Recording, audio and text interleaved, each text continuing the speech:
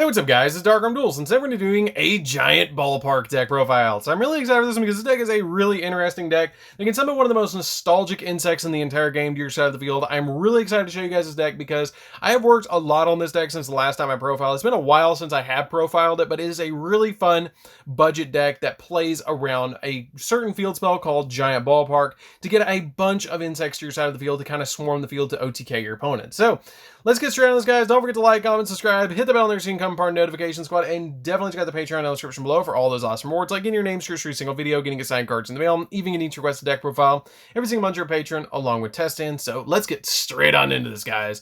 So first off, we're going to be playing 3 copies of Shiny Black Sea. So Shiny Black Sea is basically a 2000 attack point normal monster that you're going to summon to your side of the field off your copy of Giant Ballpark. We then play 3 copies of Insect Knight, which is a 1900 attack point normal monster that's an insect that you can special summon off your copy of your Giant Ballpark. It's very important because these two are literally the 2 strongest outside of like Neobug that are level 4 insect monsters, but 2000 and 1900, pretty good.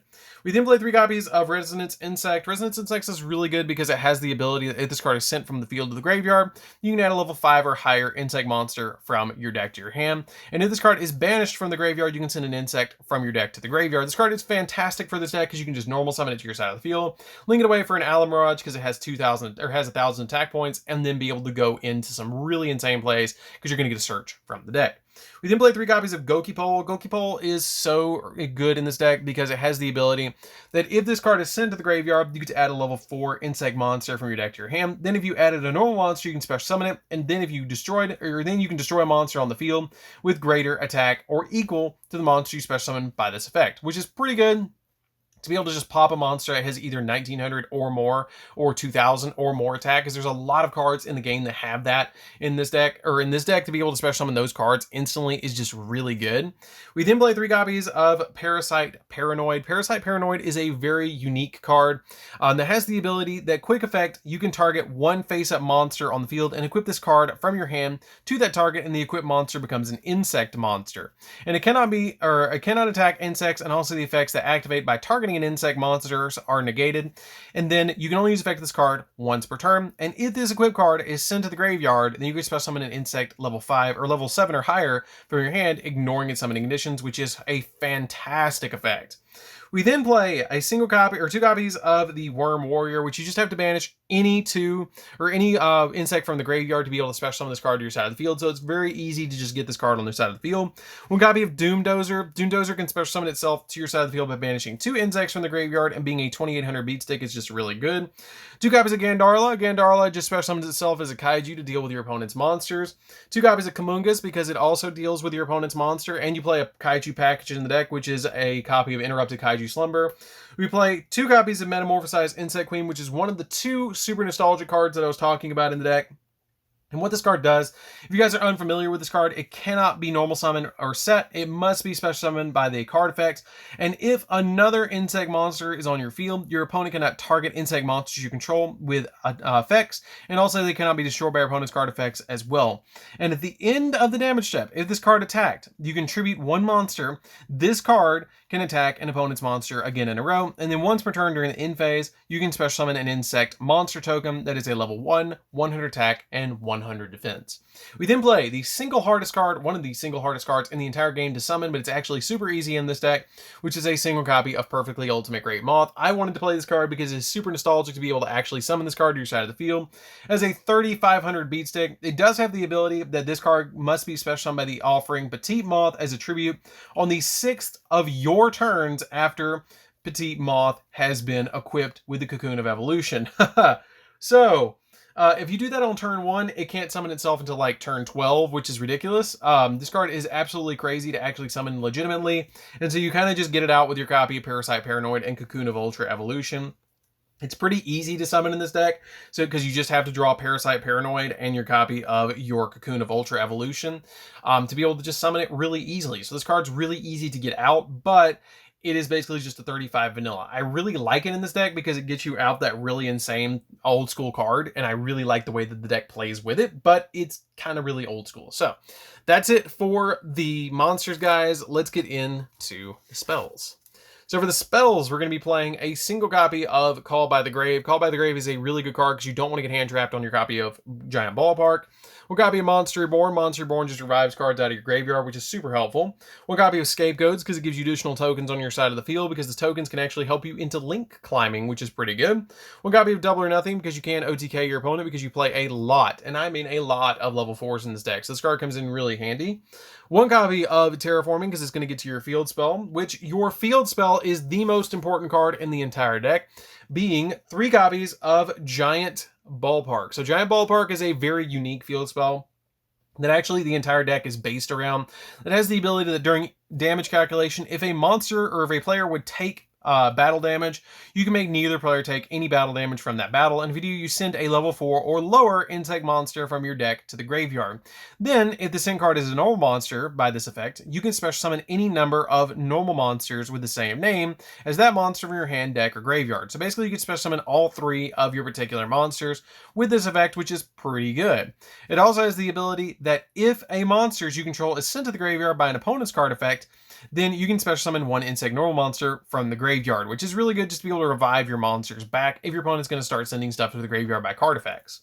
We then play 3 copies of Cocoon of Ultra Evolution. This card lets you tribute an insect monster that's equipped with an insect monster, or equipped with a card, which is basically going to be your Parasite Paranoid, and it also has the ability that if you do, you can special summon an insect monster from your deck, completely ignoring its summoning conditions, and then during your main phase, you can banish this card from the graveyard to target an insect monster in your graveyard, shuffle it into the deck, and then you get to draw cards. This card is really, really good in this deck just to be able to get your perfectly ultimate Great Moth onto your side of the field.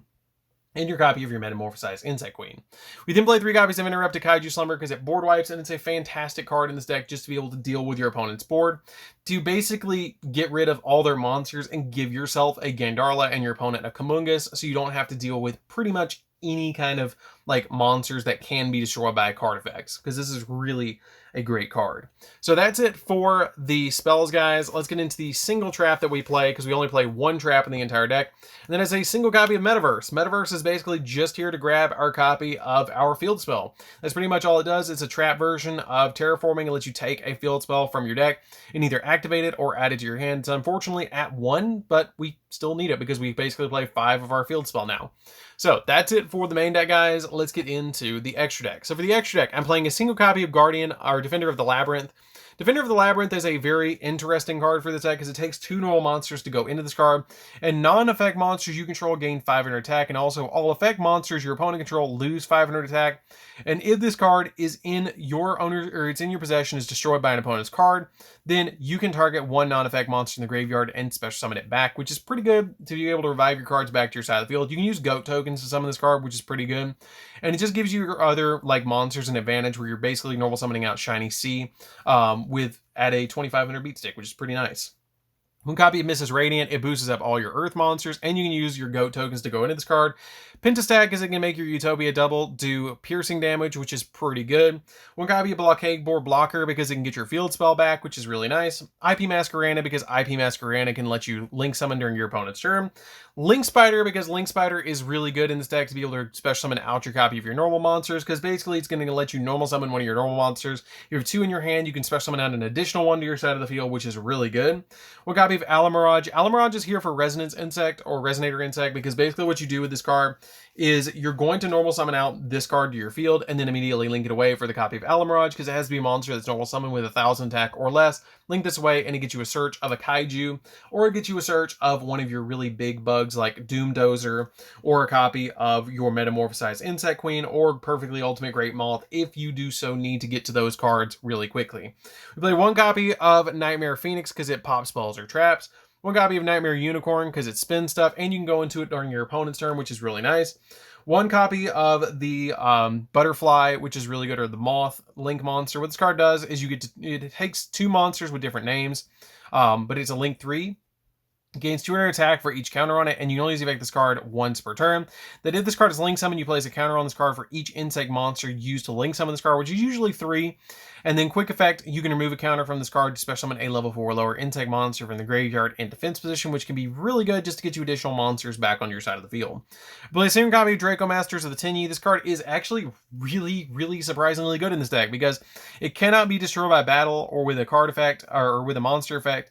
And if you control no effect monsters, then you destroy effect monster your opponent controls up to the number of non-effect monsters you currently control or in your graveyard, and you can only select this card once per turn. This card can be really, really helpful to be able to just bop your opponent's field and destroy it can't be destroyed by battle, so it's really hard for your opponent to out. Play a second copy of Access Code because it can pop cards on the field, which is really good. One copy of Mech Knight Crusadia Avermax because you can go into this card with IP plus any other link too, which is really nice. And then we play a second copy of Utopia Double to grab the copy of Double or Nothing from the deck to the hand, and then immediately overlay on top of it a copy of Utopia, which we play as a one of.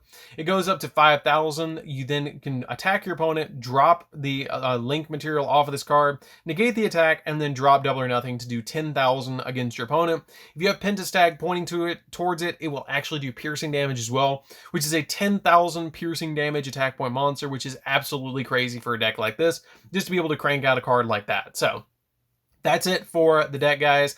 I hope you did enjoy it. It's a really good deck to play around with if you're looking for a budget deck. It's a really fun deck to be able to play around with, to summon out Perfectly Ultimate Great Moth, which is kind of neat that you can actually summon out an old school card like that. I really like the way that you can just throw that card in this deck with your copy of Cocoon of Ultra Evolution. There's a lot of different ways to actually build the deck. If you want to play more hand traps, you can drop the Parasite Paranoid and drop out the copies of the Perfectly Ultimate Great Moth and Metamorphosized Insect Queen, but I don't recommend it because they're super fun to be able to play with. But if you're looking for something that is playing stuff like Infinite Impermanence and Ash, those are the slots that I would probably drop if you wanted to play those. So anyways, guys, this is DarkArmedDuelist. Don't forget to like, comment, subscribe, hit the bell there so you can come part of notification squad, and we'll see you guys in the next video. See you later, guys.